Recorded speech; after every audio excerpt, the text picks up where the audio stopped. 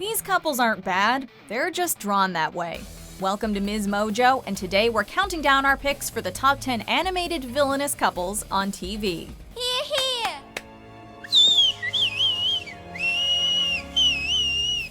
For this list, we'll be looking at television's most evil, nastiest, and/or most conniving animated couples of all time. Number 10. David and Fox Xanatos, Gargoyles.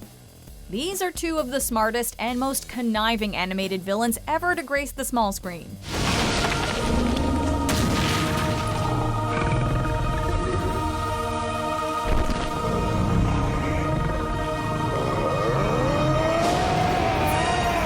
David Xanatos was the wealthy and power-hungry businessman who broke the spell that had imprisoned the Gargoyles for 1,000 years. However, he did so for his own nefarious benefit. Along the way, he met Fox, the former leader of the pack, and the two married in season 2. Marry me. Are you serious? We're genetically compatible, highly intelligent, and have the same goals. It makes perfect sense to get married. Together, David and Fox schemed and manipulated, all in an effort to control the Gargoyles, utilizing their genius-level IQs and martial arts skills to great effect. Both David Xanatos and his wife would later ally with the Stone Heroes, but their villainous past is not easily forgotten. Magnificent.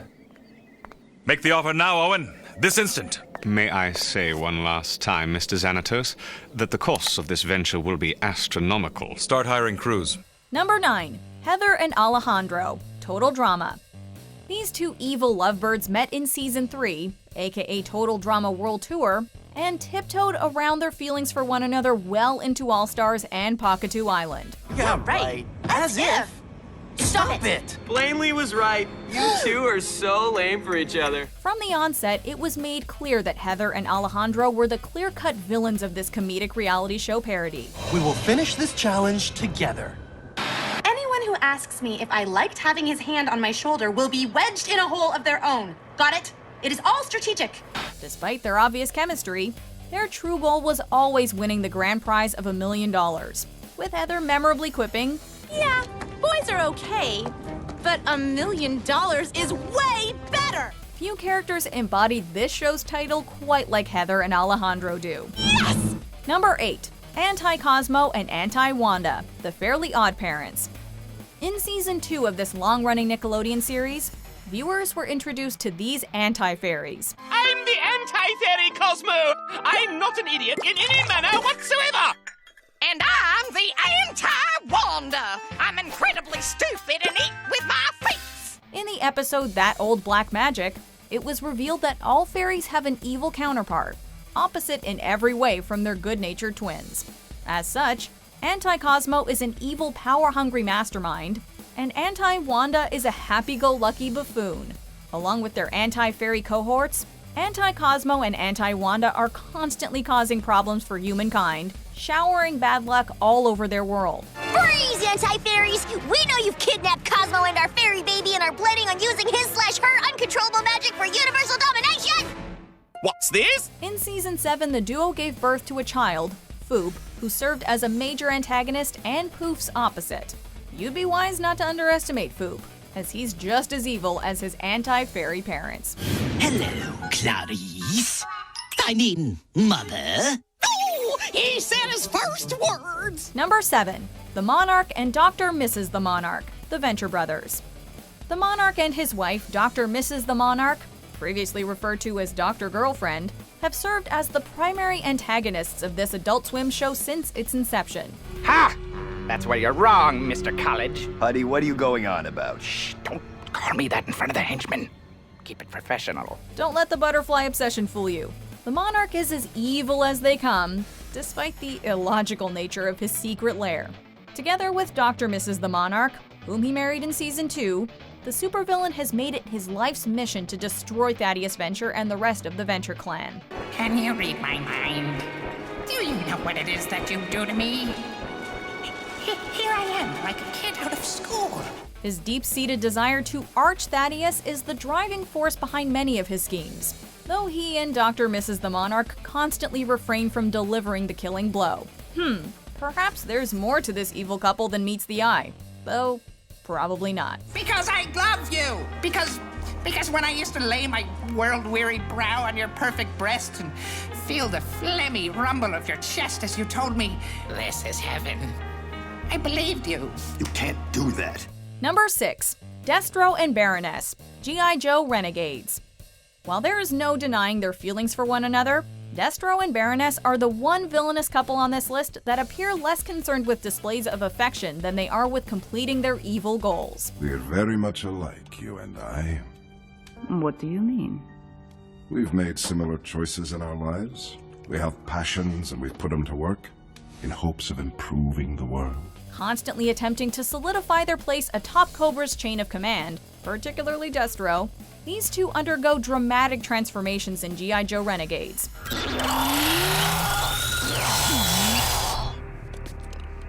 You told me that if you lost Mars, you would become a...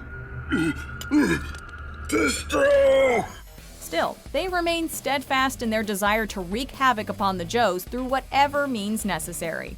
Along with the equally treacherous Dr. Mindbender, the trio of evildoers prove formidable opponents throughout what was tragically the only season of this show. Your company, your life, everything that was yours belongs to me now. Do you understand? Number 5. Johnny 13 and Kitty, Danny Phantom. Are Johnny 13 and Kitty villains? Sure. Are they evil? Not really. Their actions can best be described as annoying, functioning as thorns in the side of our titular hero. Relax, kid, relax. I'm just blowing off some steam. Me and Kitty had a spat. What do you do when you and the gloomy chick have a lover's quarrel? What? We never... I mean, we aren't...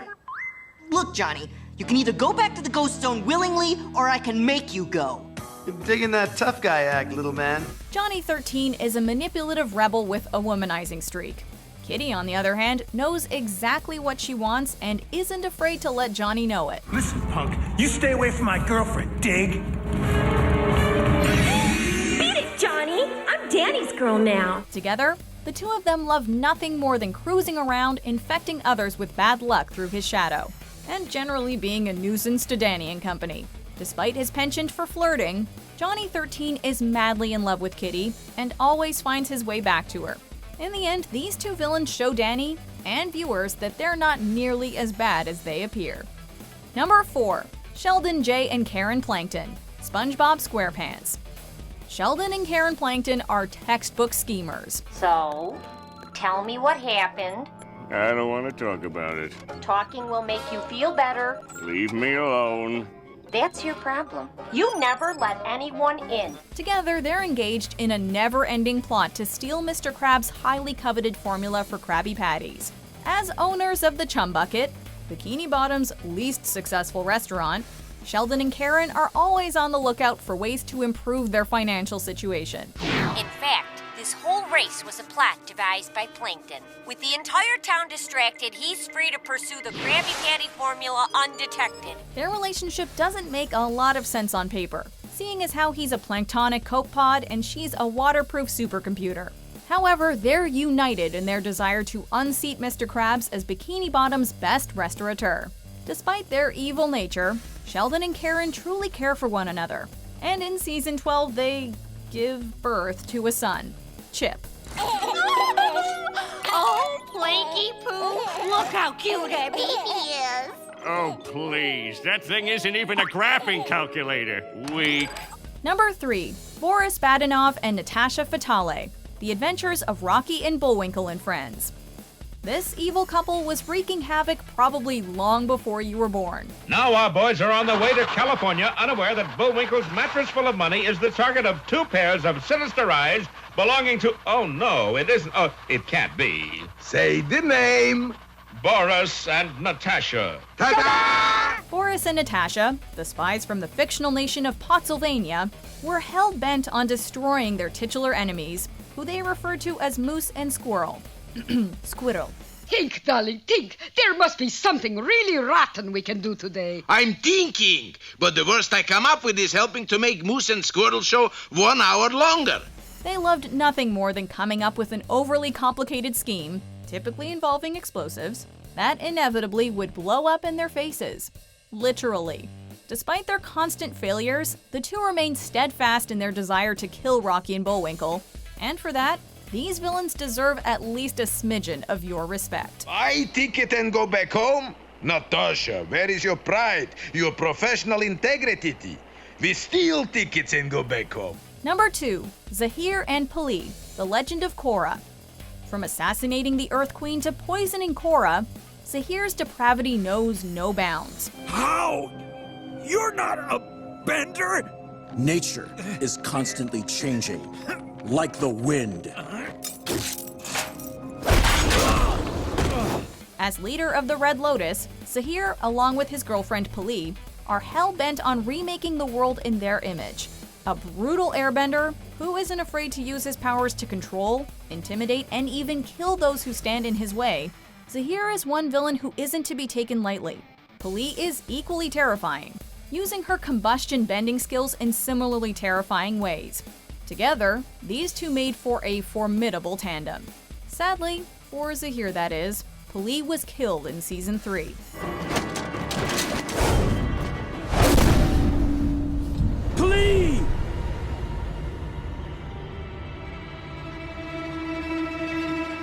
Before we continue, be sure to subscribe to our channel and ring the bell to get notified about our latest videos. You have the option to be notified for occasional videos or all of them. If you're on your phone, make sure you go into your settings and switch on notifications. Number 1. The Joker and Harley Quinn, Batman the Animated Series. At last we arrive at an animated pair of evildoers that need no introduction. I arranged another early parole as soon as I heard about Gordon's testimonial. Pooh. It is to laugh, huh, Mr. J? Batman's greatest foe, the Joker is as sick and twisted as his trademark grin. In Batman the Animated Series, he's given a sidekick and lover in the form of Harley Quinn, who starts off as a psychiatrist interning at Arkham Asylum before ultimately falling prey to the Joker's demented charms. It's Late Night Gotham Live! And here's the man who puts a smile on your face whether you want it or not, the Joker!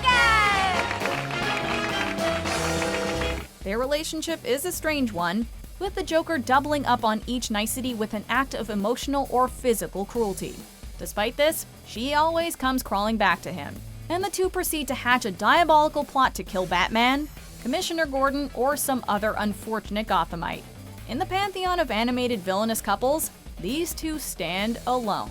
Ah, the wind in my hair and the Batman at my heels.